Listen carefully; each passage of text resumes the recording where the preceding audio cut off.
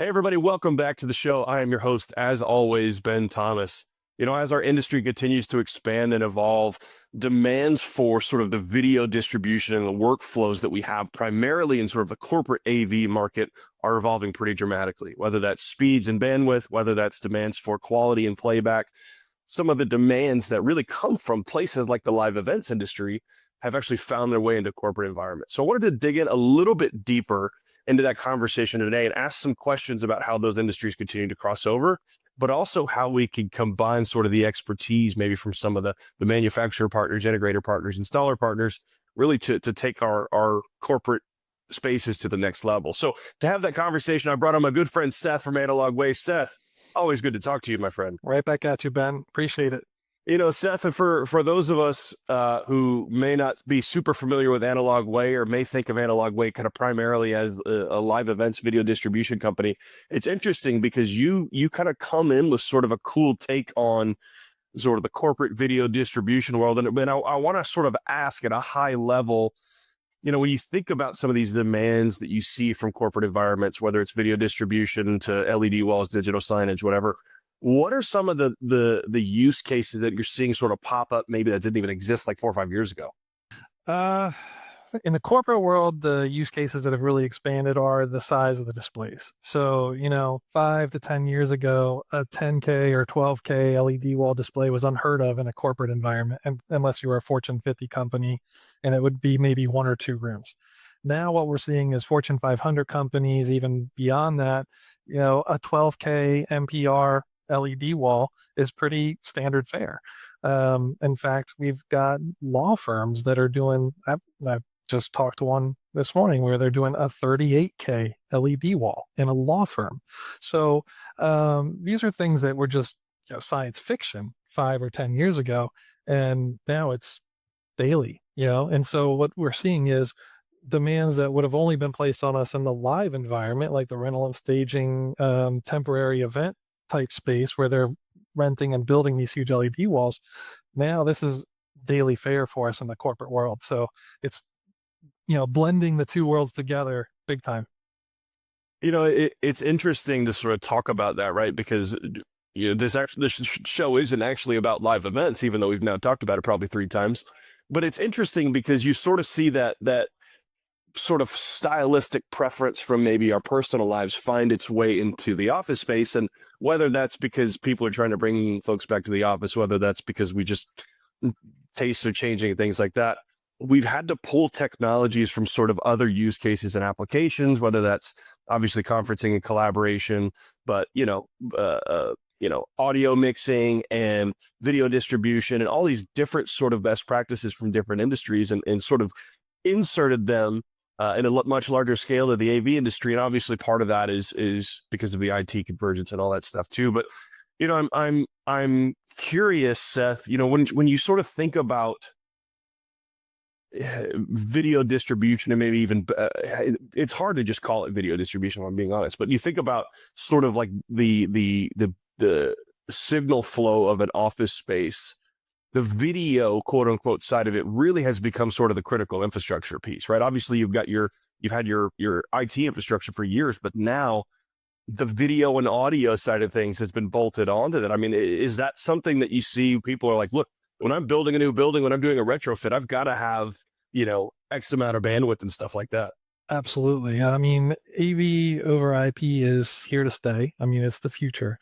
And it is the convergence that we've been talking about for 20 years of, IT and AV. It's done. That's there. We're already there. So, we've got a lot of enterprise level clients who have opted to go to complete AV over IP backbones within their new headquarter building, for instance. And so what you need to do is every flavor of video has its pros and cons. And the pros certainly for AV over IP is easy distribution across big platforms, big campuses, etc. And the way that they achieve that is typically through compression and things like that.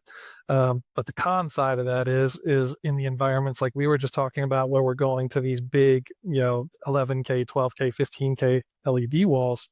those are gigantic magnifying lenses or glasses on signal flow. So, that's not, conducive with compression. So, what you need is you need something, the glue that holds together all these different formats. You still have the legacy formats of HDMI, DisplayPort, 12G SDI. You've got the new formats coming on strong, like 2110 or SDVOE has been out now for a few years. And so you need to have that backbone that can take all that in natively, process it, but then give out what you need for these end nodes, these big displays in the MPRs, the boardrooms, the lobbies, as uncompressed as possible. Ideally, we want zero compression. We want, full color replication at 444 on these big displays, as close as that to possible. So, um, and frankly, that's our niche that we find is we're that glue that pulls in all these different formats and tries to keep all the pros, get rid of all the cons, and get to where we need to be. Seth, I don't know that I ever thought I'd see the day where 12 GSDI was considered a legacy format. Uh, but Well, here we are. But it's funny because it sort of is indicative of obviously where the market has gone. But you start to think about signal flow and video distribution and audio distribution and things like that. The use case is actually internally, whether it's inside of a building. You mentioned schools and things like that as well. That's obviously a great use case. But the applications vary, right? Because you may need to run, digital signage. You may need to run, a 4K feed to your LED wall, but you also may have a broadcast mix happening back in the control room. How do you sort of find that balance there of, okay, we need to build the infrastructure, but we don't always need the lossless video to get to here. We need it here, but we don't need it here. How do you sort of build with that modularity in mind? well, carefully. Frankly, Skill. yeah, with skill and carefully. So, what you need to do is you need to figure out what spaces need what level of video quality. I mean, if you're just talking about taking an iMig camera or or just any other source across the campus to someplace else, and you're just going to put it on a 60-inch LCD, no problem. You got a myriad of different choices of AV over IP that work great for that. But now, if you need to take that same source and then put it on that 12K LED wall, now we need to also have something in between there that's going to take that source in, window it in an appropriate size window where the compression is not an issue, and then give you the full res background behind it to make the LED really stand out. So it's a careful mix of different technologies for the different spaces within the same enterprise. And yeah, it takes a lot of careful planning. Some things compression is fine for, and some things, those formats are not so good for. Some things are going to require HDCP, for instance, and some formats can't support that. So you need to have that glue, that centralized processing in certain areas of the installation that can do what you need to do for that particular space. Who do you find typically is the owner decision maker type for a lot of these installations? Obviously, when you start getting into the corporate world, you bring in CFOs, IT, HR in some cases, right? Because digital signage can even be an HR play and experiential things like that. Who do you find often that owns that sort of decision making process and initiates that? Very often there'll be a third party consultant involved. There's a handful of elite ones that work with all the major banks and all this other stuff, and they're very skilled and they know what they're doing, and they're great at picking and choosing technology and formats for the different types.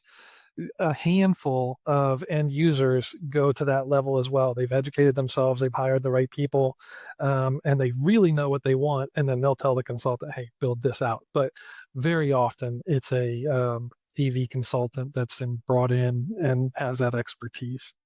Yeah. Well, I'm curious too, and we've even seen this in our office. A lot of these what I would call technology upgrades, infrastructure updates, things like that have sort of evolved beyond the hey, this is cool to have, or hey, we want eye candy. And we want to sort of find ways to attach it to things like P&L and client experience and how are we tracking ROI and things like this. Have you seen that conversation come up a little bit more, especially post COVID? And maybe what are some of those metrics where you see some of those outcomes? Well, Yes, we have. So, not so much in the corporate space of the multi-purpose rooms or boardrooms, although they do track usage in those spaces. Very often, your third-party control systems, Crestron, QSys, whoever have different trackers to know how much they're actually using those spaces, how much return on investment they're getting. Where I see it more often than not is with corporate lobby spaces. So where they've invested large sums of money in these gorgeous big LED walls, and then they'll hire a consultant that specializes just in content, and with the intent of going viral. So one that comes to mind, right off the top of my head, there's a couple that have gone viral that I've had the honor of working with, like the Comcast experience in Philadelphia, many millions of views online for their lobby. That's a huge, you know, return on investment for them. Salesforce, same thing. The LED wall that had the waterfall fall on it, that went millions of times viral. So when we originally, years ago, when we're talking about corporate lobby spaces, it was just, big pieces of beautiful stone, but nobody would ever think the corporate lobby would go viral online. Now we're talking about this is a whole nother exposure for the brand to the world. So yeah, there's definitely a lot of measurement in that regard. Well, you're right too, and it's been cool to see, and I hate to like even bring up things like return to office. It's sort of we're kind of largely back. People who are back for the most part are back, right? You and I are both there, but there is sort of an experiential element to that, right? Where there is a, hey, we've got these, whether it's a digital signage or wayfinding or whatever, it actually is quite a bit part of the experience, right? And if you're and the expectation now is, oh, hey, I want to walk into one room and then be able to shoot this over in the other room and film this. And then you start talking about video and broadcast workflows. It's a whole different world entirely. But how have you seen sort of that expand into maybe the experiential side, primarily outside of the lobby, maybe actually in the actual the cubes themselves, the cubes and the bullpens, things like that? Sure. Well, again, it comes down to tying in the different systems. So, because you're right, you are going to have to get video to cubicles throughout the building, whatever have you. And that's where you're going to come back down to the big AV over IP backbone. But then, specifically about getting people back in the office, we had quite a lot of conversations 2, 3 years ago where corporations were investing heavily in their big multi-purpose rooms, things like that, with the wow effect in mind. They really wanted their employees to come in and see an advantage to being in the office because they don't have a 12K LED wall in their home. Well, if they do, then they probably own the company. Um, but that was a major concern. They wanted these things that popped, that really got their employees buy-in of coming back to the office, and it's just stuck, because now it's expected. Now, of course, we have a 12K MPR room, um, so yeah, I think that had a lot to do with pushing the envelope as far as what we're seeing in the corporate spaces. Well, and last question, sort of on this topic, it's interesting. We sort of joked earlier about it being mission critical infrastructure. Obviously, that's we'll call it business critical. I don't mission critical is not even. I don't know that it's in the exact same ballpark. It is for Depends on who you control ask. rooms and Right. he's only in Yeah. the sense.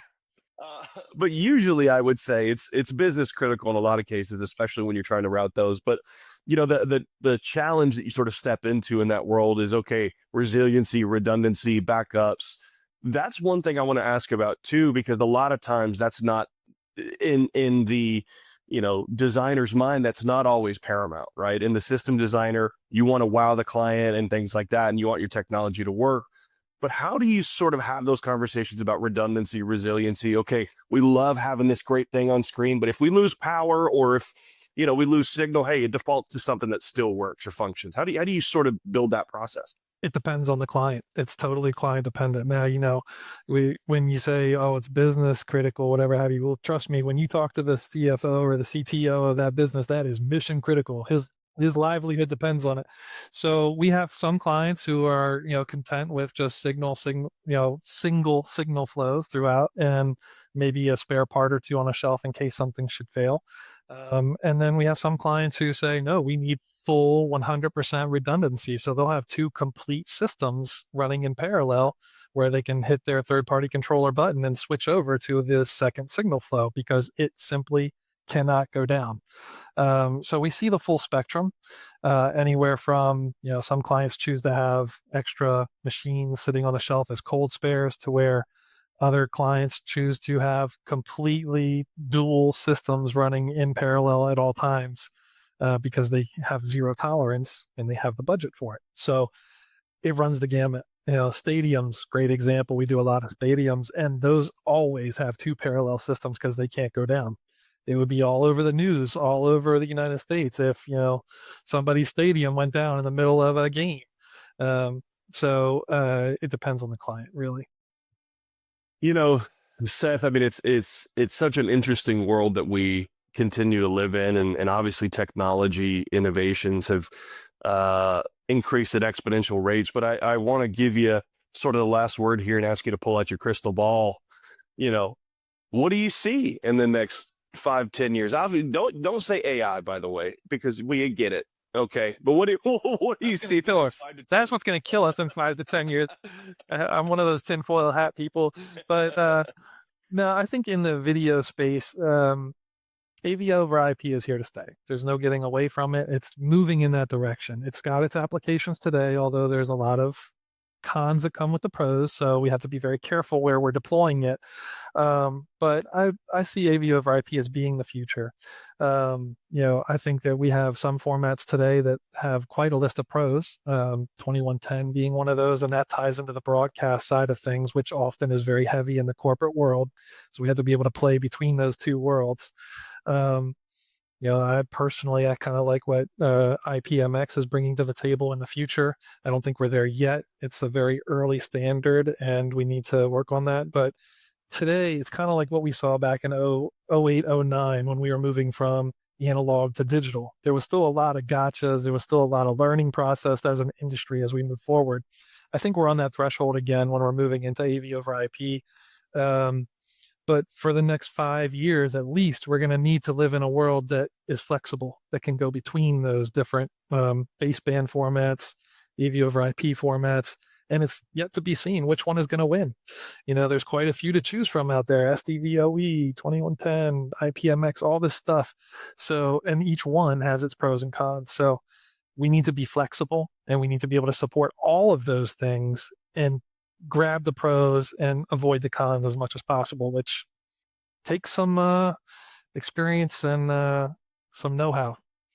Well, Seth, I know that there's a lot of manufacturers maybe that have a hunch on which one they think is going to win, and I don't know. We'll see. We'll see. It varies because I don't know. People like to introduce their own standards these days. That's okay, but I'll tell you, especially as we see the convergence of industries like live events and broadcast and AV.